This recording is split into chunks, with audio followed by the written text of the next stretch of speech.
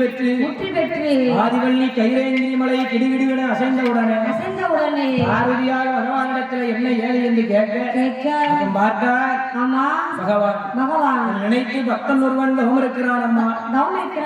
அவன் தவநிலை முக்தி பெற்று கைலாசம் நடுங்குகிறது என்று சொல்ல உடனே நந்தி தேவனை அனுப்பி அந்த சிங்கமகாசூரனை ஆதிவள்ளி கைலாசம் அழைத்து வர அந்த சிங்கமகா சூரனிடத்திலே பகவான் எனக்கு என்னப்பா வர வேணும்னு கேட்டாரு.